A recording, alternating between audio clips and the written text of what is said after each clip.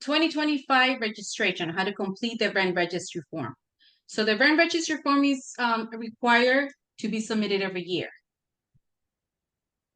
The properties that are within the Los Angeles are required to submit the rent registry form for any of the units that are being rented by a tenant where rent is being collected.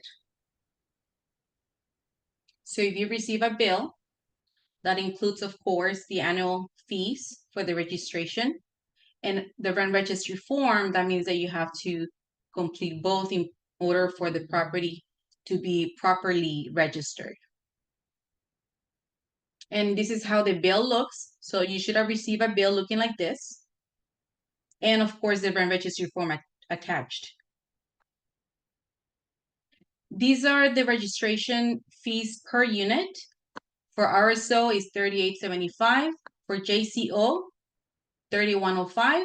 And for the SCEP fee, $67.94.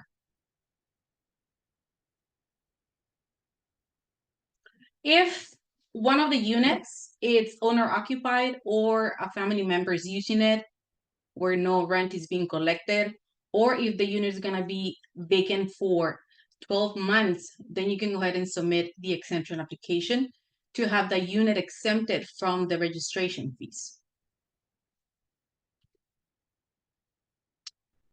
We ask for the fees and for the rent registry form and for the exemption application to be submitted on or before February 28th of each year. This way will give you enough time to see if anything was submitted incorrectly, if anything is required for you to provide. That way you don't have any issues receiving the RSO certificate or the JCO certificate on time. Once you submit the payment and complete the rent registry form, you will be receiving the certificate. So the certificate is very important for you to have because it allows you to collect rent from any of the tenants and also to increase the rent. So the certificate is a must. And you can only obtain it once you submit the payment and the rent registry form. So these are some of the reasons why the rent registry form is required. It's an enforcement tool to track rents and prevent illegal rent increases, which has happened. Hopefully it won't happen in the future, but it has happened. It provides data on rents citywide and may assist landlords while they're purchasing a new property.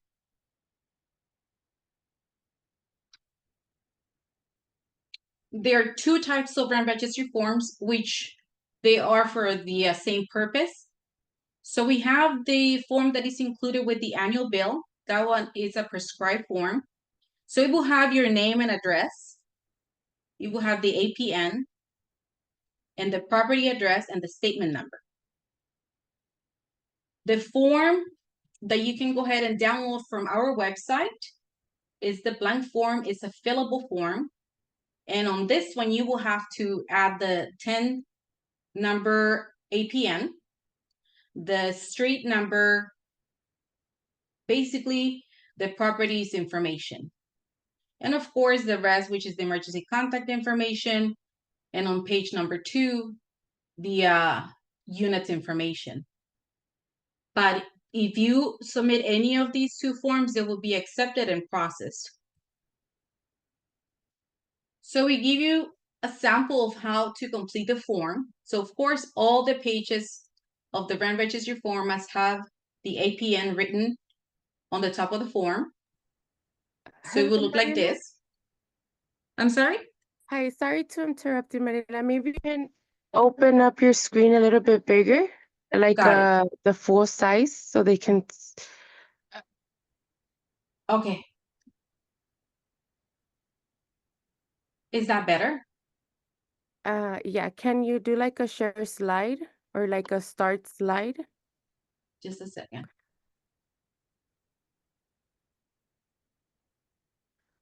Or it's okay. You could just make it bigger. Because the letters were a little bit small. Sorry. Okay, let me just make it bigger then. There you go. Is that better? Yeah, that's a bit better. Thank you. Okay. So this is how you're supposed to be completing the form if you're doing the paper form. So we ask for the street number. For instance, if it's 450 South Eastmont, then the number will be here first, the street number. Then the street name, if it's South, North, South Main Street, so it will be added here in the street name. Now, if the unit is identified by a letter or a fraction, then it will be added on cell 3, where it says unit number A, which is the sample.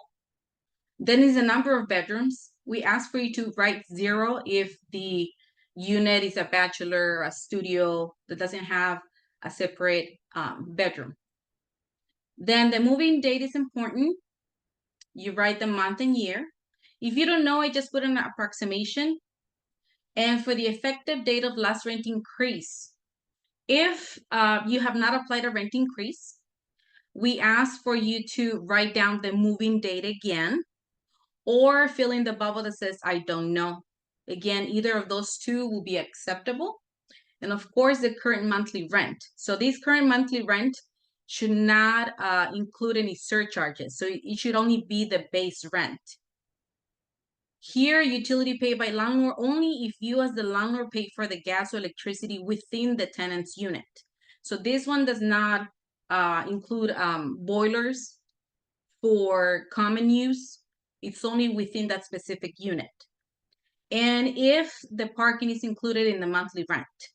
So if you offer parking to a tenant, but they pay a separate fee, the answer here should be no, because the parking is not included with the monthly rent. But if you offer parking and they only pay, let's say, $1,500 for the rent and the parking, then the answer should be yes.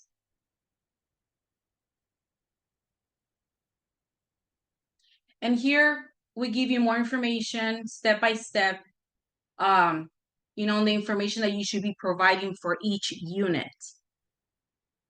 And remember, even if the unit is exempted, even if the unit is being used by owner, then we would choose the exemption code T1. If it's occupied by a family member, then it would be T3. Or if the unit is going to be vacant for 12 months, then T3. But that unit has to also be included in the rent registry form.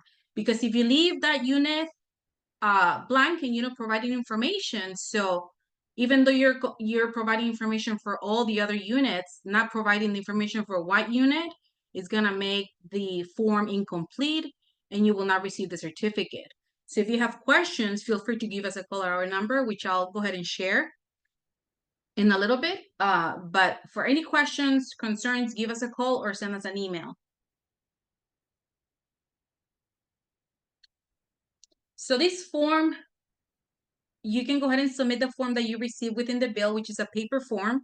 For that, you will be required to scan it and send it to us via email, or complete it and send it to the PO box listed at the bottom of the page of the form, the first page, or you can drop it off at any of our locations.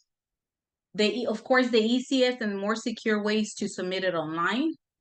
And again, any questions, concern, or guidance, we can go ahead and provide. You just have to send us an email or a phone call.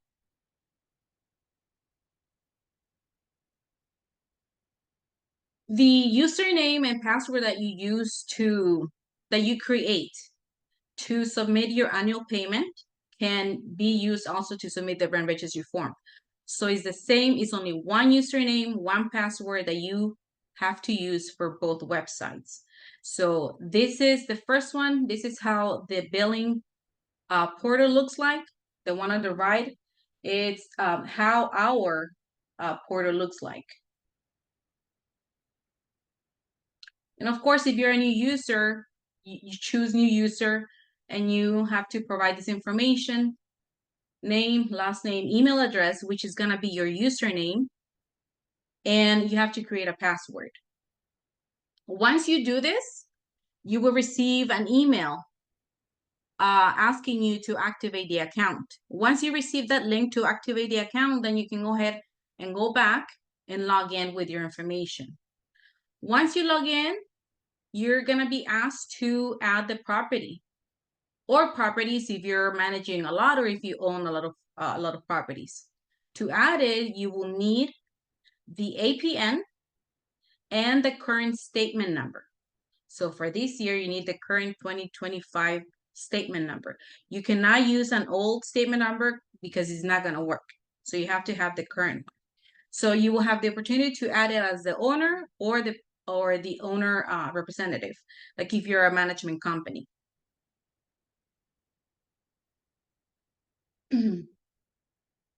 Once you provide all the information for the APN, you can go ahead and submit the information. And what's good about this is that if you're the same user using it, let's say for next year, all the information will be stored here. And once you log in next year, you will receive a message asking if you would like to populate the current, the past information to the current rent registry. And of course, you will say yes. Then all the information will be populated, but you will still have to, make edits. Like for instance, if you have a new rent increase applied to the units, or you have a new tenant, or maybe you have a vacancy. So those will be the things that you will have to edit. And once everything has been provided correctly, then you can go ahead and click on Save and Continue and follow the instructions to submit it.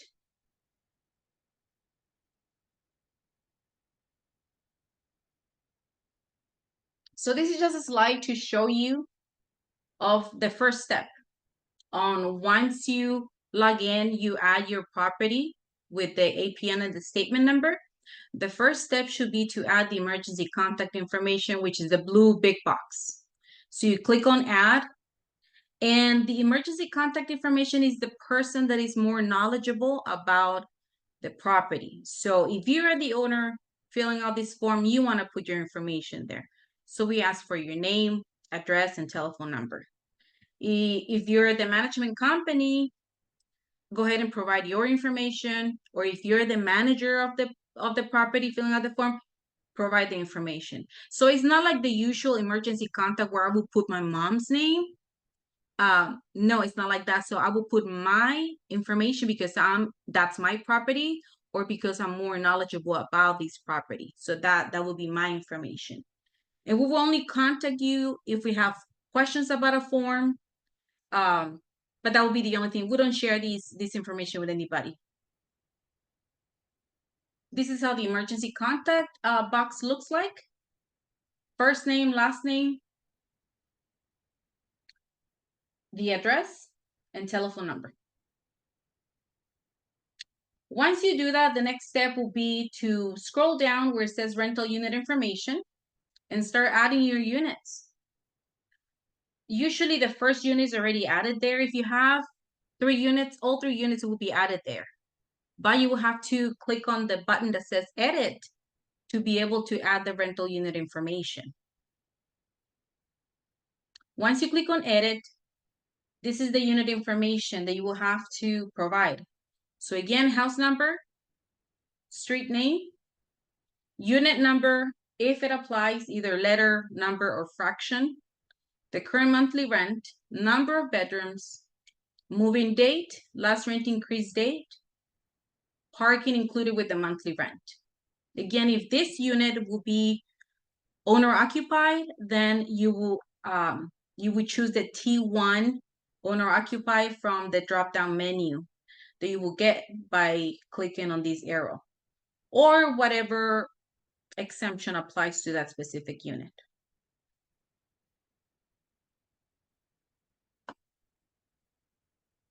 So once you're done adding all the information for the units that you have at this property, you will see it like this. So you will have all the units listed, all the information that you have added.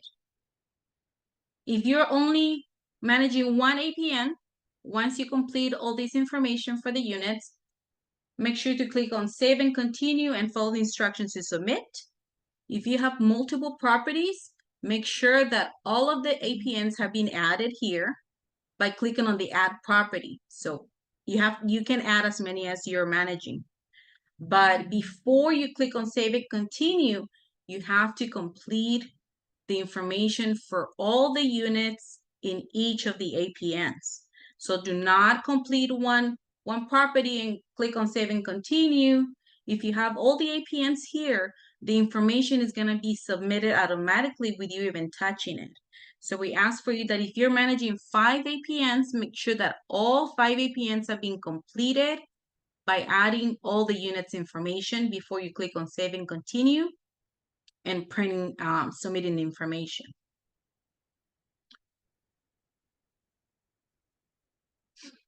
If you have, for instance, maybe 20 units or more at a property, it is recommended for you to use the CSV sheet, which is a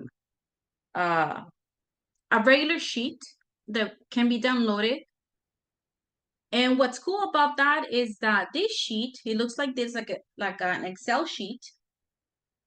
It's prescribed, so it was going to give you a row 1 already filled in with all the information.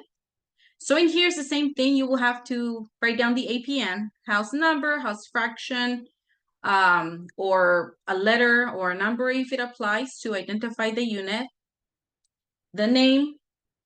Oh, here is the unit number, excuse me. The current monthly rent, number of bedrooms, of course, moving date, last rent increase date, and parking information.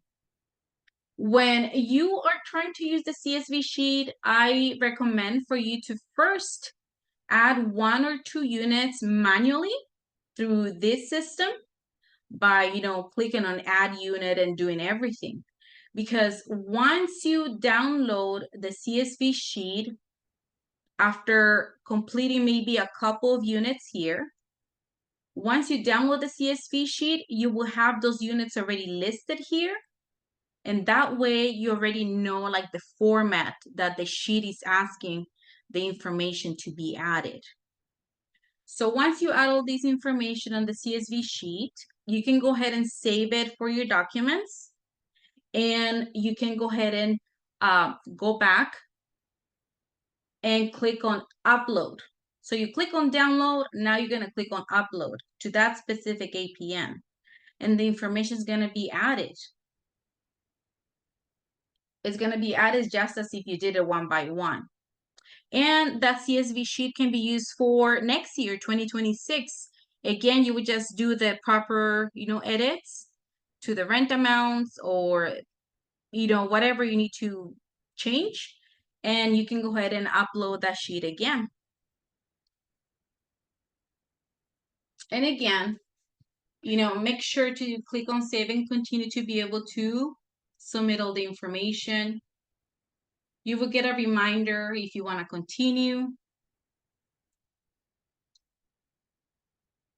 The next page, once you click on, that you're certain about all the information and that you want to continue, we give you the opportunity for you to print the information that you are submitting.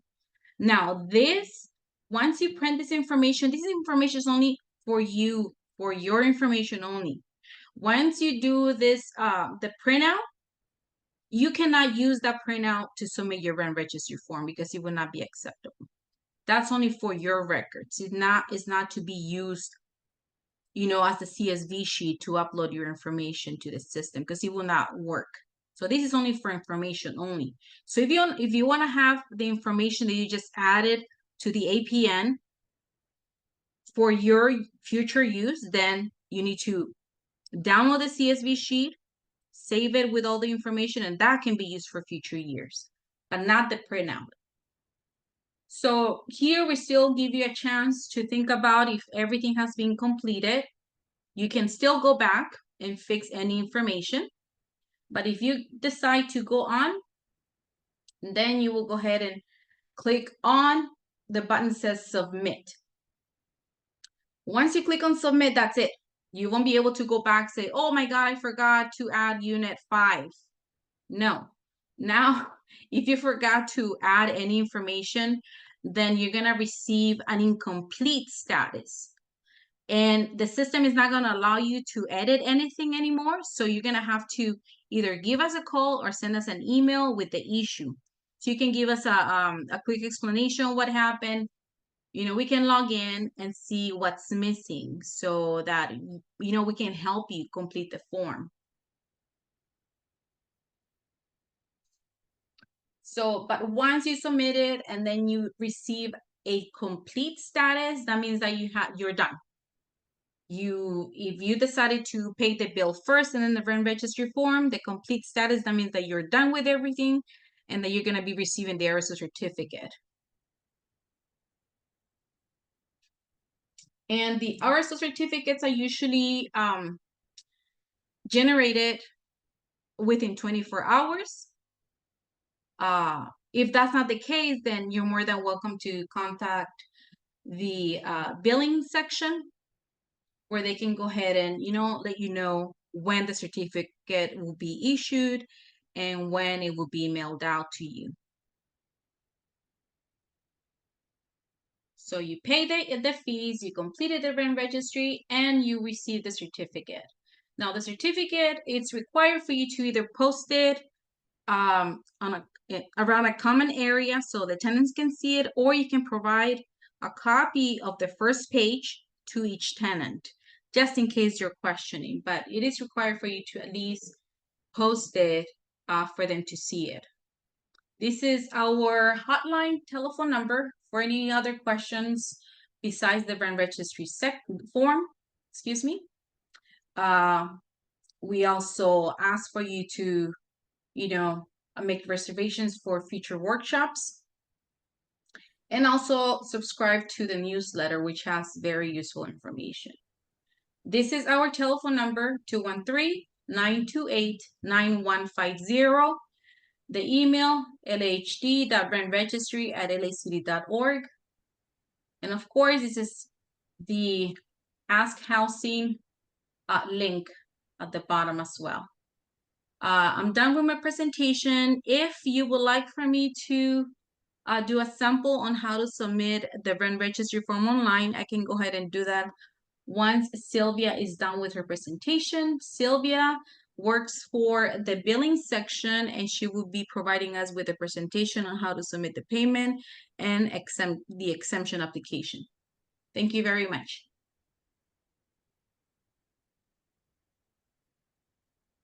Hi, good afternoon, everyone. I hope you're all doing well. I'm Sylvia Guillen from Billing and Collections.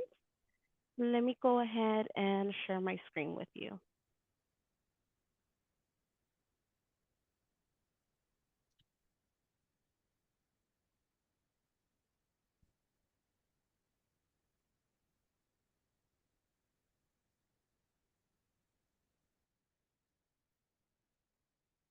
Today we're going to go over the new JCO fee, how you can go ahead and make your payments.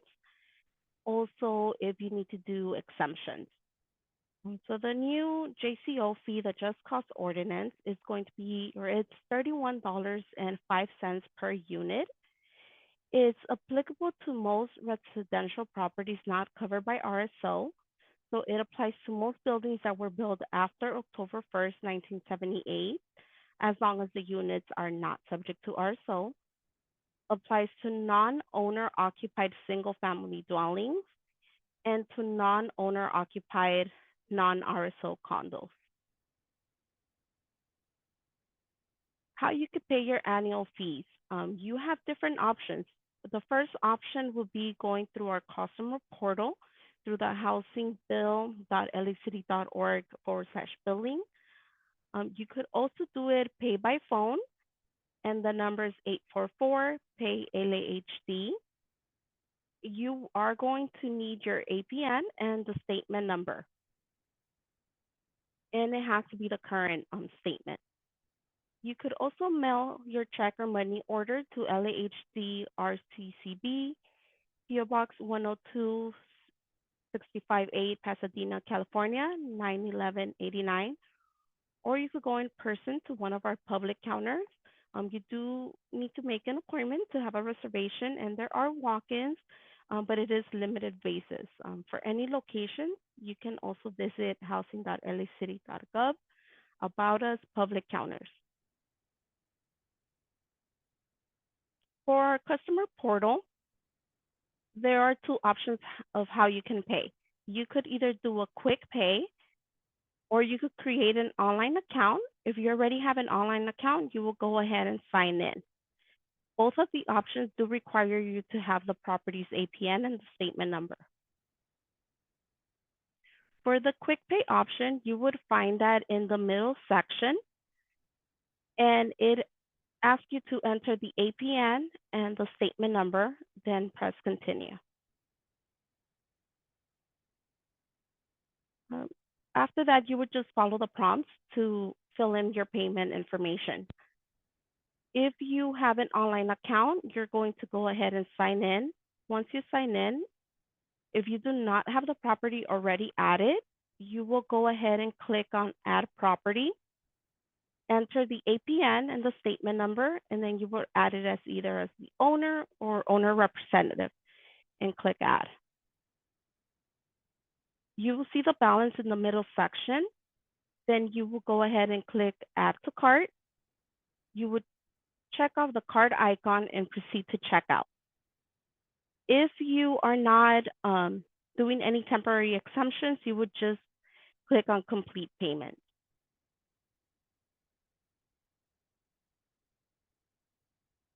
If you do not have an online account, you will need to create one by clicking the first time registration, which is on your left-hand side, and you'll complete all fields. Your first name, last name, email. You're going to confirm the email once more, create a password. It does have to be a minimum of 6 characters. Once you've done that, it's going to ask you to check off that you're not a robot and also check off agree to the terms. Once you do that, you'll click on register. You'll receive your email so you can activate it. You'll sign into your account. Then you'll add the property. This time it will be on your right-hand side because you just created the account. You will then see the property balance.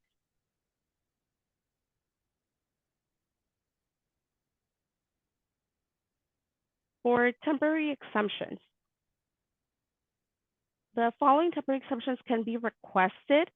T1, owner occupied. This is for 1 unit per owner on record. If it's 2 owners on the grantee, then you could do 2 T1s. T3, no rent collected. So either a family member is living there and you're not collecting any rent from them, or it's a vacancy, you could submit this exemption. However, if it is 4 or more, you are required to submit a certification of no rent collected. That form has to be notarized. Also, you could do S5, which is the vacant and secured. That requires a notarized temporary of vacant and secure rental units form, which has to be notarized and recorded with the county. So for the S5, just keep in mind, it has to be completely vacant, boarded up, locked with a deadbolt. For any more details, it's available in the back of the EC form, which is in your annual bill packet. You can request these exemptions through the online portal, which require you to sign in and select request exemptions on the right-hand side. This is the preferred method as it's almost instantly. As soon as you submit it, you'll get a confirmation and you'll see your balance, your updated balance. If you're exempting all the units, it will be 0. If you're doing partial, you'll see the remaining balance. You can also complete the physical temporary exemption form that is provided with the annual bill. You can mail the form along with the payment coupon. And it can also be emailed to us, or it can be dropped off at one of the LAHD counters. Our billing contact information, you can email us at lahdbilling@lacity.org or call our helpline at 877-614-6873. So any assistance with filling out a form, it will be best to contact us through the helpline. You can also use the contact us feature on the LAHD website, all the way towards the bottom where it says contact us. Thank you, everyone.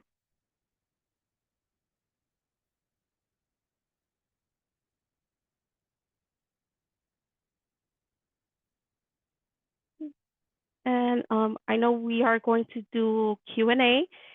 Also, if at the end there's going to be a poll, so if you can